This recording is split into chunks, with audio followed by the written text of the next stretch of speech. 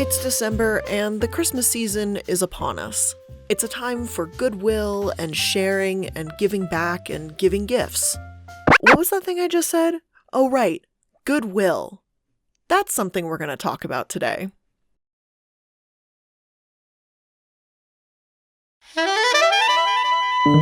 Now, when you name yourself Goodwill as a company, and you have a less than savory background in terms of how you treat your employees and your history itself, well, you know I'm going to talk about it. Now, I know this was a highly requested topic from many of you in the comment section, and I figured the giving season was the perfect time to give back to Goodwill and, just kind of find out, what is really in their background. And are they really as good as they claim they are? And for those who enjoy listening to my videos versus watching them, you now can take a look at them in podcast format. It's almost exactly the same as the video, but just audio only on pretty much any podcasting platform that you listen to. So with that being said, let's take a look at the good, the bad, and the ugly of Goodwill.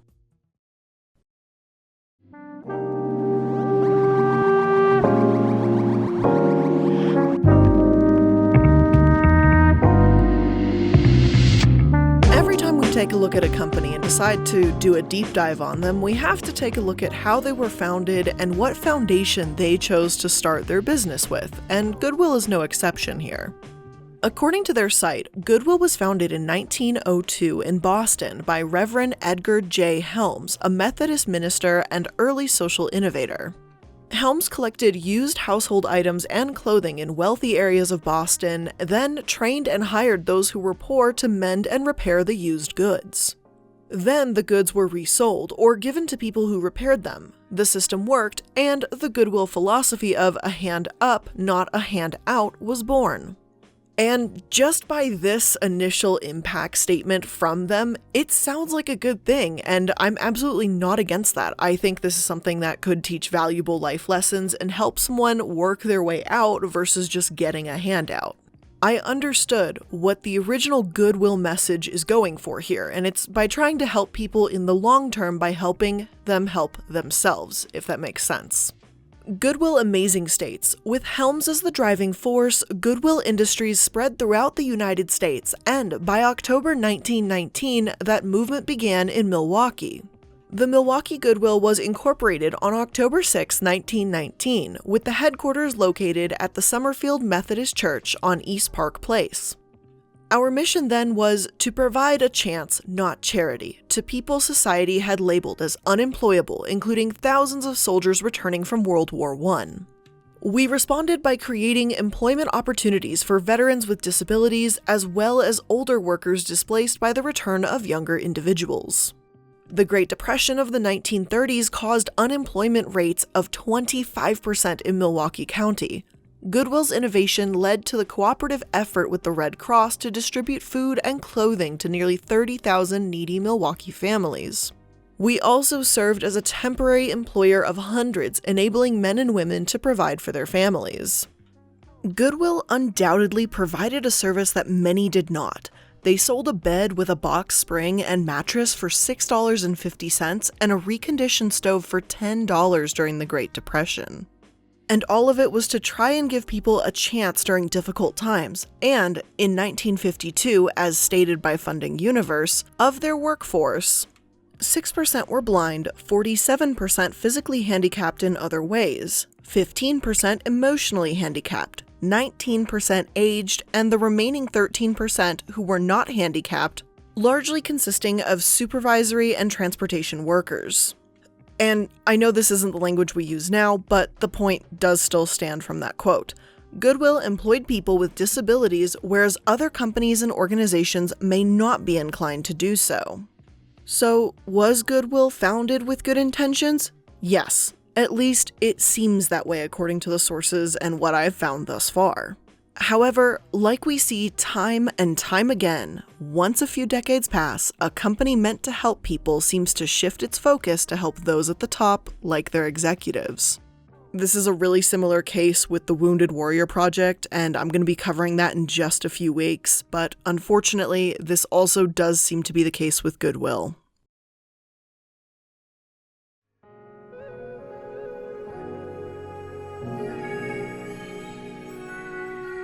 One of the biggest problems I and many others have with Goodwill is how they pay their executives. Now, although this is an ongoing issue, it became especially apparent in 2004 and 2005. What happened at that time? Well, the president of Portland, Oregon's Goodwill received over $830,000 in 2004. The Oregon Attorney General's office even opened an investigation on him, Michael Miller, and required he take a significant pay cut after calling his pay and benefits unreasonable. The NCRP, or National Committee for Responsive Philanthropy, posted a December 20th, 2005 article that says the following. Michael Miller's compensation and benefits, which had risen 61% since 1998, have been substantially more than that earned by the chief executives of Oregon's other prominent social service organizations, according to the audit obtained Monday by the Oregonian. Law does not require executives to take a vow of poverty to work in the nonprofit sector, auditors wrote of Goodwill Industries of the Columbia Willamette. But reasonable compensation is a substantive legal standard. Miller's 2004 compensation ranks him in the top 0.5% to 1% of all American wage earners. Goodwill's chairman of the board, Thomas C. Young, said Miller, who has been president of the charity for 20 years, agreed to accept a 24% cut in his salary and performance bonus because he thinks discussions of his compensation have been a distraction for an agency that does much public good. And I mean, yeah, of course he would say that. Whoever he hired as his PR team to write that statement out or to whatever, 10 out of 10, good job, that's a solid response. But on the other hand, how else are you going to respond when you're called out for making too much money and you have to take a pay cut? There really isn't another answer unless you want to totally show your ass to the world. It's bad enough that these top-level executives and presidents make such massive profits while claiming to be all about charity, but the attitudes here really are almost a little worse. This CEO is far from the only problem with Goodwill, though, and it's probably one of the more superficial problems, and that should be some kind of foreshadowing as to how interesting this is going to get. What makes Goodwill especially scummy, however, is that they claim to want to help disabled workers to give them a hand up, but they actually pay those employees pennies, while these executives are making millions. In 2017, one blogger by the name of Tammy said the following of Goodwill. Last year, I got an occasional email or two sharing stories about how Goodwill exploits their disabled employees by paying them less than minimum wage and, in some cases, only pennies an hour, as low as 22 cents an hour. While Goodwill CEOs were making $500,000 to $1 million a year. I pretty much ignored the stories because I didn't believe them and I knew that my donations and shopping helped my community, and to be quite honest, myself. I felt good about donating and good about saving money. I've said repeatedly, it's a win-win situation when I shop and donate at Goodwill.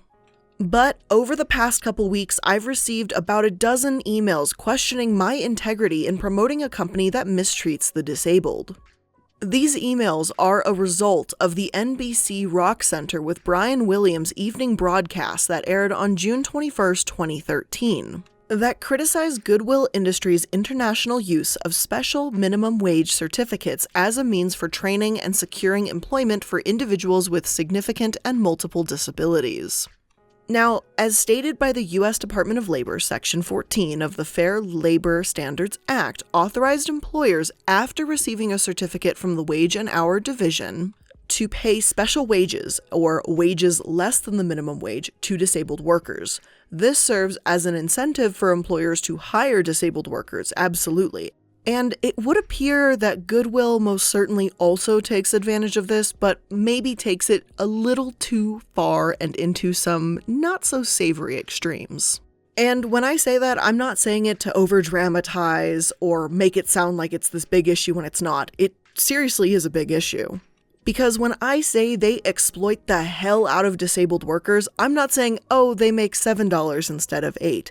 They don't even make $7, not even $6, or $5, or $4. Many disabled workers make $3.50 an hour working for Goodwill. According to NBC News, there's even places where workers make 22 cents an hour. So let me just, out of curiosity, ask, how the fuck does that even cover the cost of getting there? Because at that point, it's practically free labor, and the word exploited barely feels like enough to describe the severity of the situation. One woman, Sheila, is blind with a college degree. In 2013, she interviewed with NBC and said that she had to leave the Goodwill after 4 years because they wanted to lower her wage from just under $4 to $2.75. And can you imagine that? Working for a company for 4 years, being already paid less than minimum wage, but then being told they're going to cut your pay to $2.75 an hour. I'd leave too, to be honest. She said there wasn't a point in her working there anymore because it wouldn't cover the cost of her transportation to even get to work. And Goodwill is already a company that doesn't necessarily create their own goods, right? Because Goodwill accepts donations, and then those donations are sorted, cleaned, slightly repaired, whatever it is they do, and then it's put out for sale again.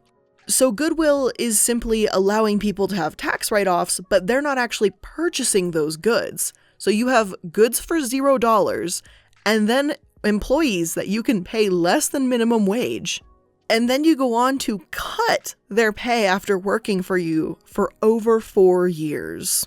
That makes me very uncomfortable because they tout around to the whole world how they help people with disabilities find employment. But is this really employment? Can this truly be considered employment? And going back to how they like to give a hand up to everybody, how are they doing that while employing them in literal slave wages? Now, Forbes also covered this story back in 2013 when a lot of Goodwill's problems around salaries seemed to come to light all at once. Here's what Forbes had to say. According to Labor Department documents dug up by NBC, Goodwill has paid workers in Pennsylvania as little as 22 cents, 38 cents, and 41 cents an hour. Goodwill says those ultra-low wage figures are distorted because sometimes workers run into emotional or physical issues, don't finish their shifts, and then wait for a parent or caregiver to arrive. In some cases, Goodwill must still count the total amount of time the worker stays on the job, which translates to an abnormally low hourly wage. A provision in the Fair Labor Standard Act of 1938 gives employers the right to pay people with disabilities below the minimum wage. At Goodwill, explains Lakeland, disabled employees take a time test to see how quickly they can sort and hang a rack of clothing. The garments must be facing to the left, and the top buttons fastened and separated into men's, women's, and children's sections. Goodwill wants workers to be able to hang 100 garments with no errors in 32 minutes. We can't do it that quickly because we can't look at a garment and see the size, she says about her experience and her husband's. Depending on how slow the employee works, Goodwill lowers the hourly wage. As for executives bringing home high salaries, Goodwill International CEO Jim Gibbons earns a base salary of $434,000. Change.org claims that the salaries for top managers at 150 Goodwill locations across the country total more than $30 million.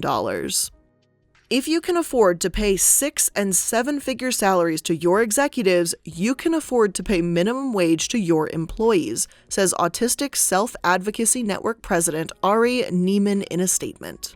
And again, didn't mean to bring Asan into this, that's part of the quote, but love Asan, great charity. And I am glad to hear them speak out against this. And look, even if it's the 22 cents wage is because of being unable to finish shifts or something to that effect, what's the excuse for Sheila's pay cut? What's the excuse for only paying a worker $3 and making sure an executive gets $500,000 salary? I just feel like nonprofits that operate this way give a bad name to actual charitable organizations that really are trying to help. Forbes writes that Goodwill has responded to the reports and the petition with 2 written statements.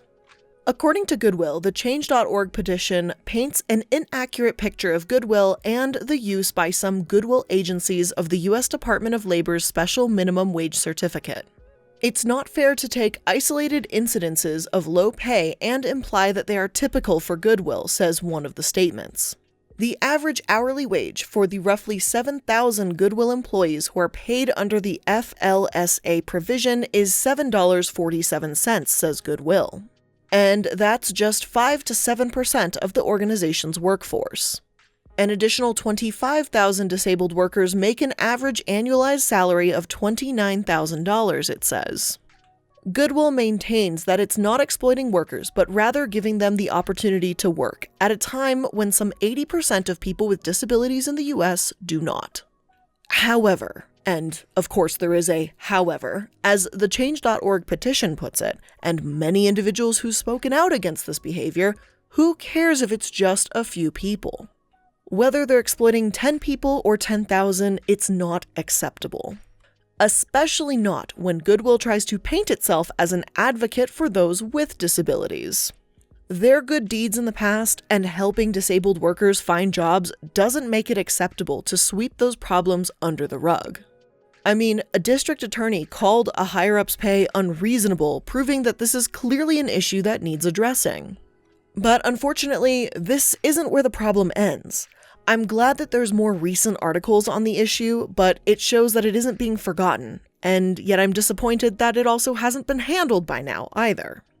One article from July 2019 published by CBS says this: An Illinois branch of Goodwill faced a barrage of criticism after announcing plans to fire disabled workers and blaming it on the state's rising minimum wage. Sharon Durbin, president and CEO of Lincoln Goodwill, a Springfield-based organization that runs 15 thrift stores in the state, drew fire from state officials after she told workers employed under a vocational program for people with disabilities that they were losing their jobs.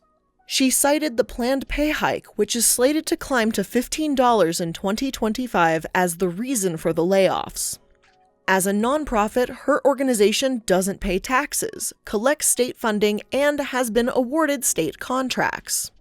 Under federal rules, it may also pay disabled workers significantly less than the minimum wage.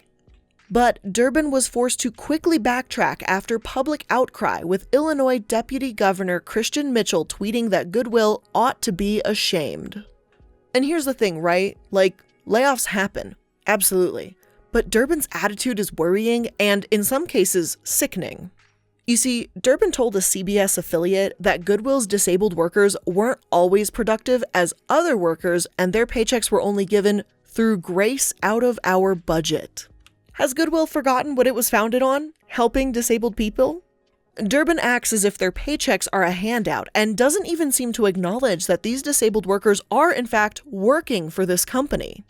How dare she say it's given out of grace when this company is a non-profit?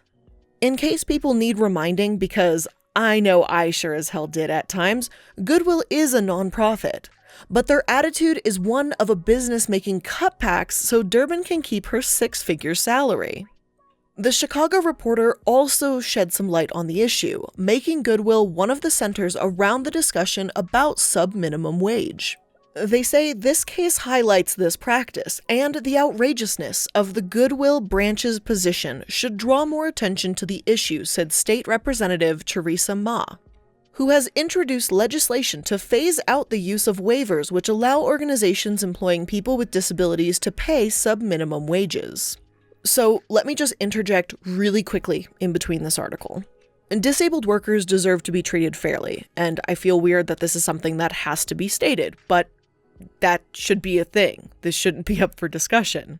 But anyway, disabled workers deserve to be treated fairly, deserve a living wage, and their employers' respect.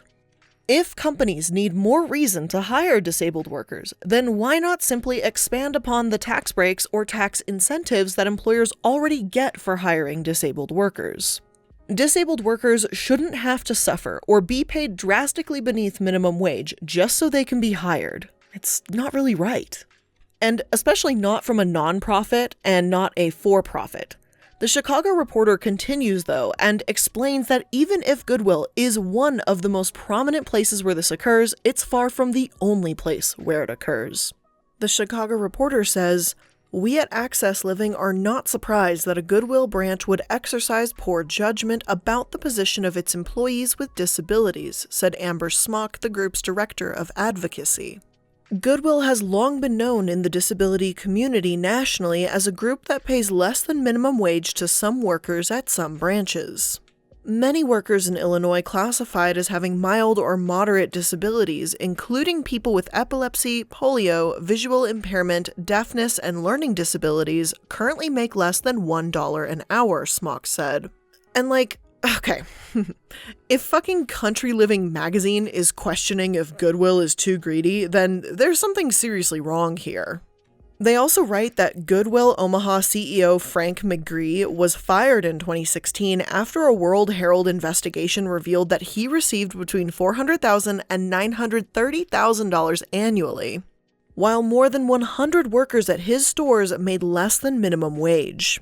2016 doesn't seem like things have been changing much, and even if this just happened a few years ago, these problems have been around for far longer. However, the gigantic pay gap isn't the only problem Goodwill has. It's also a question of where does that money go?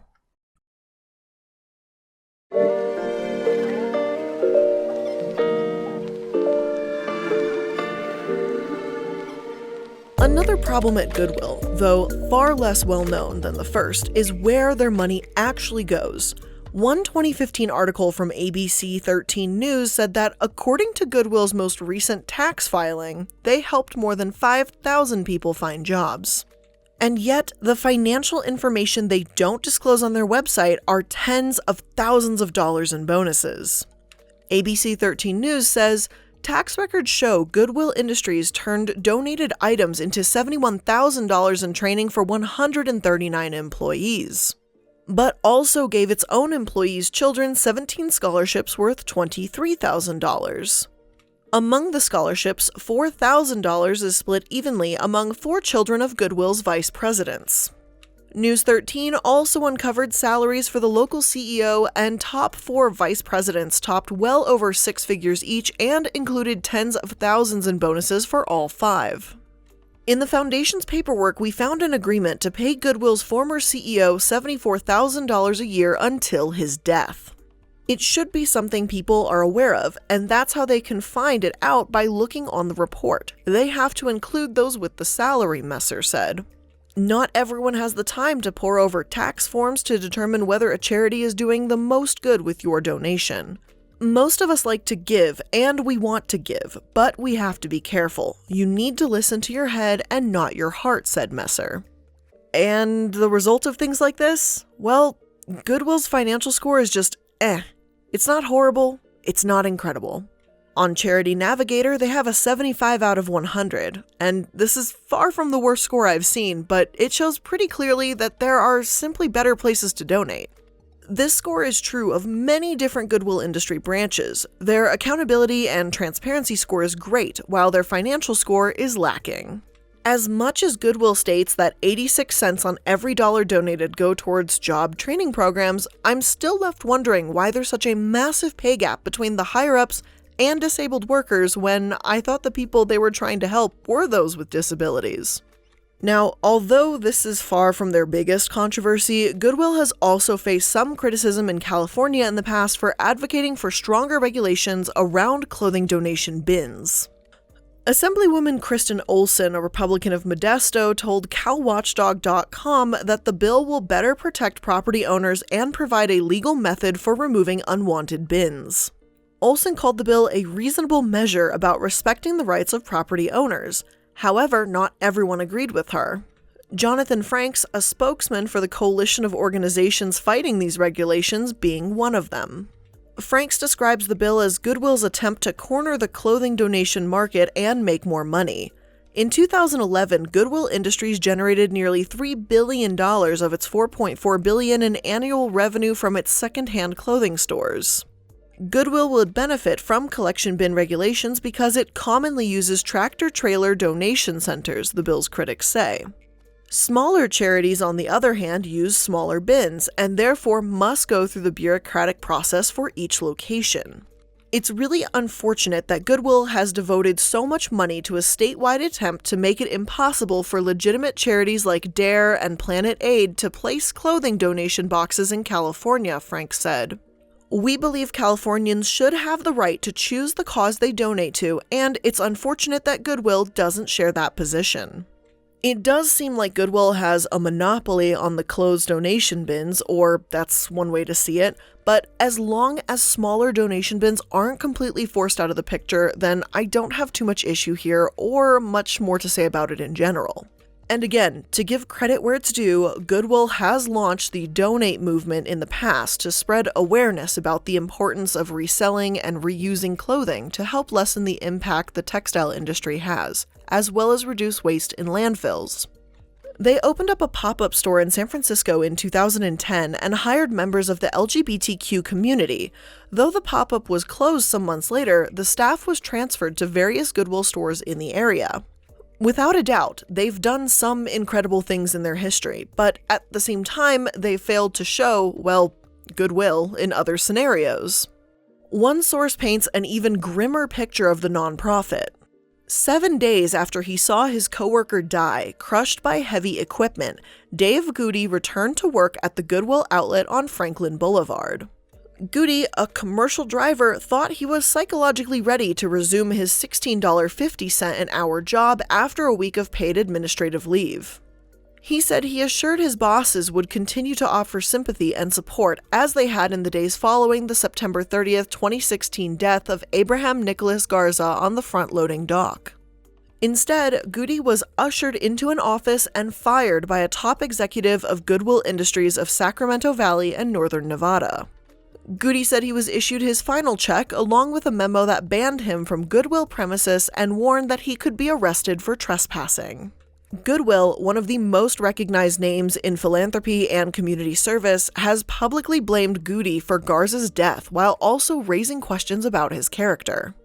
Goody, 56, is still unemployed and is fighting back. He has filed a complaint with the California Labor Commissioner's Office, contending he was a victim of retaliation for cooperating with state safety investigators. A Goodwill employee for 6 months, Goody repeatedly had warned managers about safety hazards and a lack of training at the Franklin outlet. And that's a bit to take in right there. The state actually blamed Goodwill for the accident, and they were penalized $106,000 and given 6 violations, 4 of them serious, 1 of them with potential criminal liability. Investigators also discovered Goodwill hadn't provided adequate training in machinery operation. Goody himself said he doesn't even know what safety procedure he violated because there were no real safety procedures in place. He claims he was fired for being a whistleblower, and, it just really doesn't look like Goodwill cares about its employees when this kind of shit's going on. But it is truly tragic what happened to Garza. I don't want to turn this into a finger pointing who's who to blame and who's at fault for this sort of situation. Someone died here. But it's just that. Goodwill's track record of not really changing issues or actually caring about their employees, disabled or not. They seem to have more potential to be able to change and go back to their roots than a lot of other terrible businesses and nonprofits I've covered so far, but even so, I'm not exactly holding my breath on this one. But hey, with that being said, that's where we're going to end today's video. I hope you enjoyed it, and if you did, feel free to leave a like or let me know your thoughts in the comment section down below. Good, bad, whatever. If you're new here, I highly recommend subscribing to my channel. I have uploads every Monday, Wednesday, and Friday. If you want more content from me, you can follow all my social media. Links are down in the description box. You can also feel free to follow my podcast if you'd prefer the audio version of all of these videos. And yeah, I think I covered everything for once. So yeah, thank you guys so much for making it to another video. I hope you guys have a great rest of the holiday season. Love you guys, and I'll see you in the next one. Bye!